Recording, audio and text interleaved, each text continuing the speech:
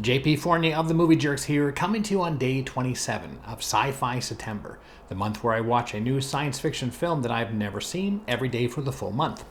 So let's see what we have for day 27. So we had Swan Song yesterday. Today we get Blank. Ooh, it's like an angry robot or android. Welcome to the beginning of you. A depressed writer signs up for a fully AI-operated treatment to cure her writer's block. But when an unforeseen software glitch occurs, she gets trapped inside her unit with an unstable android with no communication to the outside world. Okay, we've seen angry robots or androids before. Let's see if Blank gives us something new. If Stephen King was a popular science fiction writer instead of a horror writer, we might have gotten this futuristic version of Misery from him. Not only is the premise similar to King's story of an author being held captive, but even the flashback moments of Claire's story resembles that of something you'd expect from Stephen King. The difference here is that instead of a superfan, the appending oppressor is an android after a malfunction in the system repeats and returns to start mode every morning, with no recollection of the previous day. Every morning, you start over again. Do you have any idea how long I've been in here? Do you know how many days I've been in here? Do you know? Today is your first day here. The film very nicely captures the horror of repetition and the fear of allowing all technology to function on one mainframe. While it's offering nothing profound, it does deliver a solid story, with an exceptionally creepy performance by Heidi Reed as Rita. I apologize, Claire. I can sense you are distressed. Perhaps you should lie down. Whose delivery and repetitive lines in the same manner feels mechanical and programmed rather than human. I sense you are distressed, Claire. Perhaps you should lie down.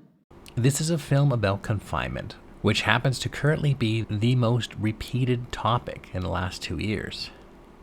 However, this does deliver something that has a fresh story, or at least a fresh take to an old story. After viewing the film, I did some reading up on it. I came across multiple reviews suggesting that the film could have been shortened to the length of a Black Mirror episode. And this is where I'm going to have to disagree with what appears to be the popular critique, as it demonstrates a lack of understanding the story that is being told and the methods applied to it. Not all stories need to be trimmed to appeal to a low attention span.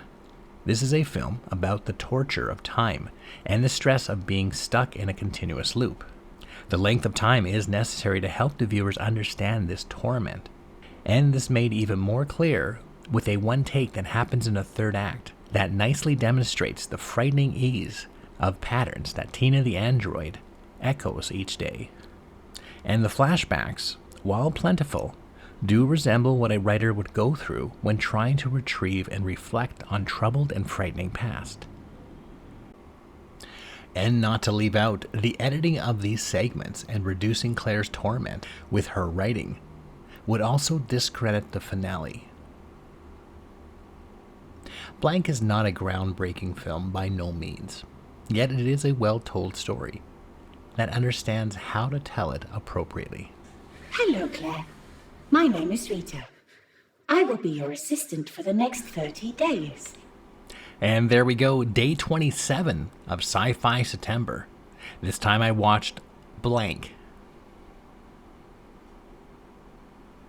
If you've seen Blank, we'd love to see some comment in the comment section and hear what you have to say about this film.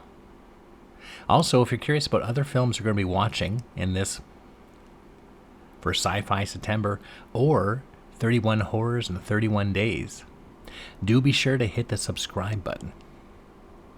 Also, for more information about the Movie Jerks, you can go to www.themoviejerks.ca.